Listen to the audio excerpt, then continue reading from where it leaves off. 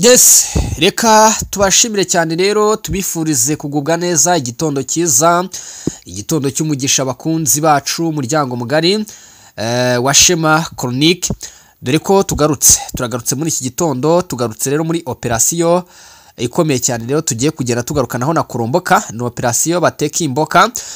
Nkuko mubizi rero ko twabemereye ko tugomba kujya tubagezaho amakuru, tugiye kumwakira ku murongo wacu wa telefoni kugira ngo dusesengurane amakuru, atubwire byinshi cyane ku by'intambara zikomeza kuvugwa muri asazo bw'igihugu cya Kongo ndetse na byinshi bikomeza kugenda bitangazwa muri Repubulika ya Demokarasi ya Kongo nkuko bigaragara rero. Korombo, komera cyane muvandimwe. Yego muvandimwe, amakuru ni meza. Umeze ute? Turashima Imana. Imisozi uri kuyumviraho ye? Imisozi uri bikatira ndimo ndayikatakatira mu mujyi wa Kigali, niho ndimo ndirukanka amanywa nijoro. Ndabona Kigali yararyoshye pe. Urebye ntacyo dushinze Imana uretse inzara. Inzara. Namase mufite inzara? Hari aho itari? Kina nizi ko nitwe dufite inzara tudafite amabanke. Twebwe turi mu ntambara. Yego. Nitwe twagize inzara ariko mwebweho mufite umutekano, mufite ikintu cyose. Reka twambuke turebe ese turagarutse abantu bajya bamenya ko tuba tugarutse kandi tugarukanye amakuru menshi cyane. Tugeze kuri operation ubwo ni episode ya 2 kugira ngo abantu basobanukirwe ibibera mu gihugu cya Kongo. Tugiye kuri episode ya 2 rero, uburyo ngo igihugu cyagurishijwemo mu by'ukuri kubw'intambara zirimo kubera mu burasirazuba bw'igihugu cya Kongo, dusobanukirwa abantu bamenye byinshi. Nkwaye ikaze rero muri operation twari twagejeje abantu bateka imboka. Ni operation rero twavuze tuzayikomeza abantu basobanukirwe. Nkwaye ikaze. Murakoze bwana Shema. Muranyihanganira gatoya, ingorora irimo irabizana. Ariko ni ubuzima bwa buri munsi wa muntu. Yego. Umuntu ahora afite ibihe byiza n'ibindi bihe ukumva biranga. Kagripe katumire nabi kubera imvura iri kugwa hano. Yego. So Shema, nyuma yuko AFDL itangira kuvuga imaze kurasana n'abasirikari ba Mobutu ndetse na sirikari bavuye mu Rwanda. Yego. Nuko bageze mu bice bya Uvira.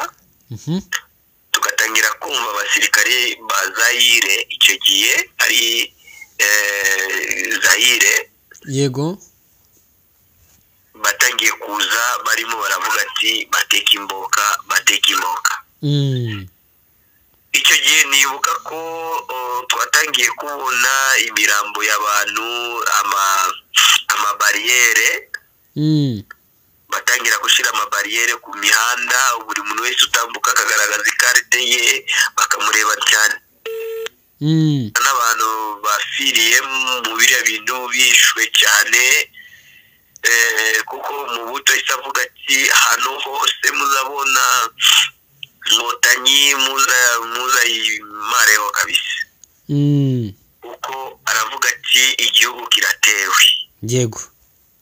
Kuko abaho mabwiriza iyo igihugu kitewe abaturage nabo bafata ibyo biboneye.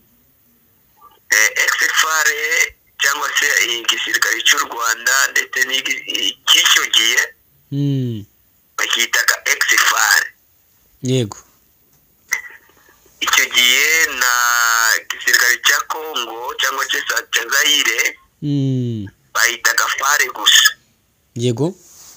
Noneho ni kuvuga byose byari bigiye gusa. Imwe yitwa XFARE, indi ikitwa FARE. Basirikari ba Kongo ba Zaire icyo gihe batangira kurasana mu bice ya Nyangezi nk'uko uri kubyumva n'ubu, bakarwana mu Mosho nk'uko uri kubyumva n'ubu, Kamanyola hariya Katokota n'ubu bakarwana cyane, ariko bikarangira babakubita cyane. Yego. Bakatangira kuhunga mu bimodoka bisi bikomeye cyane byavaga mu Rwanda icyo gihe bitwaga Onatracome. Byari bibisi bya Onatracome, ariko twe twabitaga komera. Kuko ari bibuka ko ari umushoferi umwe kwandika ku bisi ngo komera, ariko ntabwo narizi komera n'iki ko Kinyarwanda ntacyo narizi. So rero nambara ikaza kuba ikakaye. Ndibuka ko tariki ya 7 ariko wa 2 mu kwa 8 niko nambara yatusanze Bukavu. Yego. Ariko wa 2 ndibuka nari mvuye ku ishuri, barimu bavuga ati mwese muve mu mashuri kuko ibintu bimeze nabi. Yego. Turaza turi kugaruka, ibisasu bitangiye kuvuga. Ndibwo bwa mbere na mbere kuva mvuka numva isasu. Ari bwa mbere pe kuva mvuka. Ibindi nabibonaga ku mateleviziyo, ibindi nabyumvaga mu makuru, ariko twebwe twari maze imyaka 30 na 32 na sasu ivuga muri Kongo.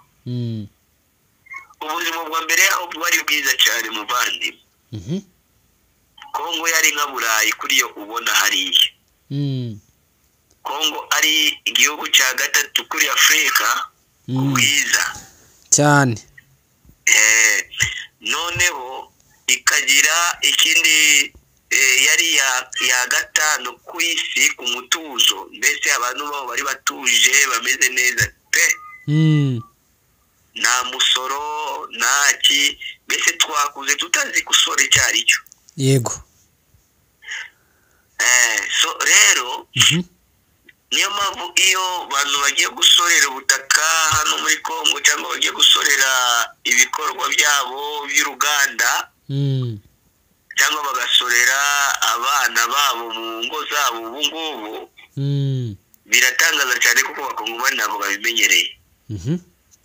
Nakeka ko kiri mu bihugu bimwe muri Afrika gifite imisoro iri hasi cyane.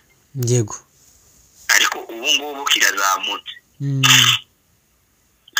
Noneho haje kuza abasirikare benshi bavuye mu Kansayo. Yego. Abandi bavuye mu Kampolisi ya Bagira. Bazanye n'amamodoka menshi mpaka hariya ku esanse ku Majoro Vango. Yego. Baramanuka baravuga ati baturage ushaka kuhunga ahunge kuko nambara imeze nabi. Ubwo aho ni mu ntangiro z'intambara. Mbese yari itangiriro y'intambara. Yego. Ya AFDL. Noneho batangira kuvuga ati umuntu ufite imbaraga yo kurwana afata imbunda cyangwa afata impanga aje tugende turwana. Ariko icyo gihe habagaho abasore. Uti icyo gihe habagaho abasore? Icyo gihe habagaho abasore. Ni naho ya mitwe yitwaje intwaro yo muri Kongo y'Abakongomani itangiriye. Yego.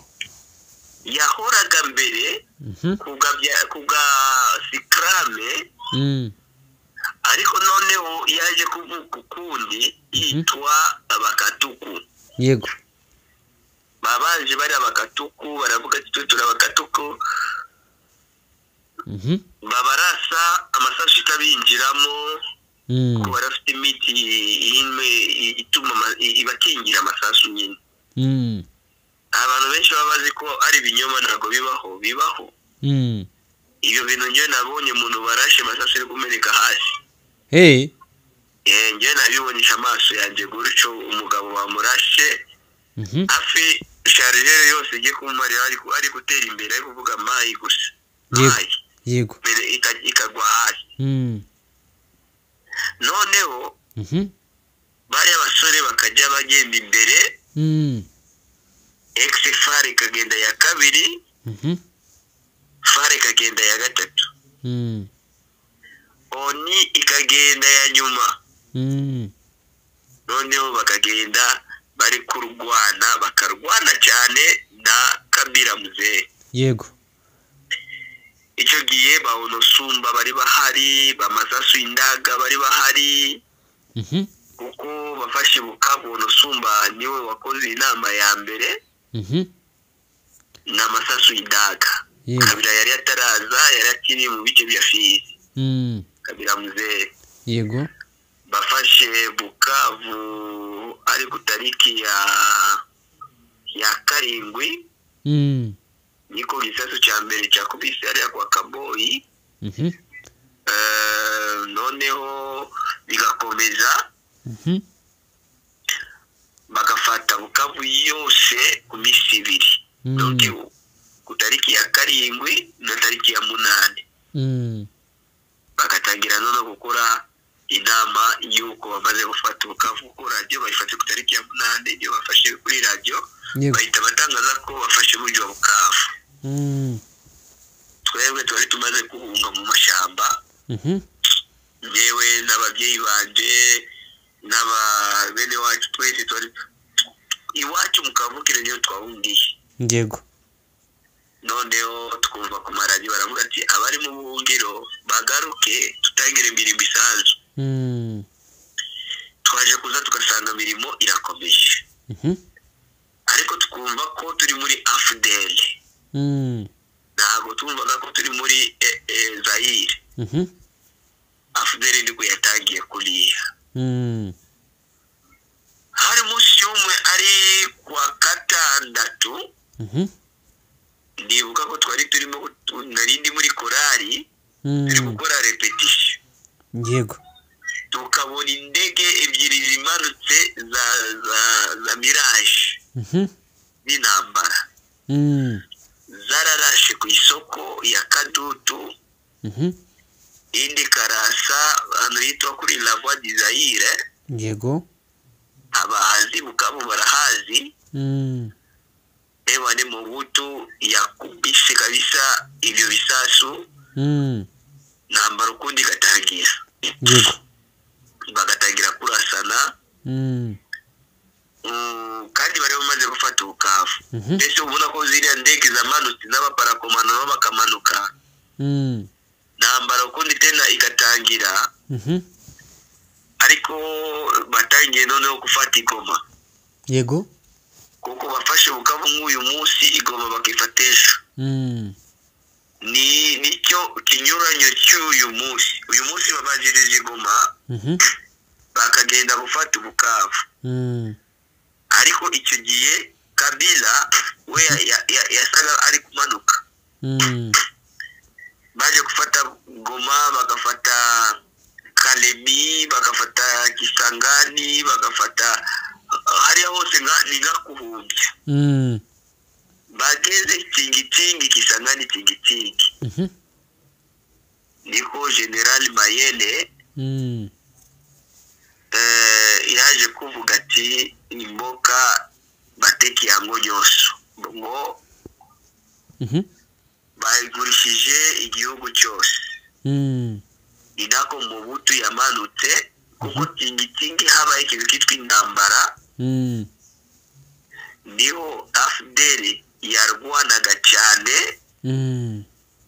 Mbese hariya ahantu habayeho intambara idasanzwe. Yego. Zabaze n'abasirikari bageze kurwana hariya bazabikubwira. Yafashe Misiri w'icyumweru cyose bari kurwana amano na nijoro. Abantu benshi barafiriye hariya. Kuko Mobutu wenyine yamanutse ku ntambara. Akaza karwana. Yego. Ariko kubera ko yatangiye kumva mu rwayi wajemo. Akazamuka indege inako agiye gufata uzongera tukore episode ya gatatu uko bageze Kinshasa na Badolite. Yego. Aha, ubwo rero abantu murabyumva mushonje muhishiwe iki kiganiro rwose ntikikajye kibacika, nari ndi kumwe na Koromboka reka nkushimire cyane ku bw'aka kanya ndetse n'aya makuru buduhaye. Murakoze cyane. Ayi nguko rero bakunzi ba Shema Chronique, ayo yose ni amakuru tuba dukomeza kujya tubagezaho kandi mukomeze kugubwa neza. Imana umwisha ikomeze kuba namwe imirimo itandukanye.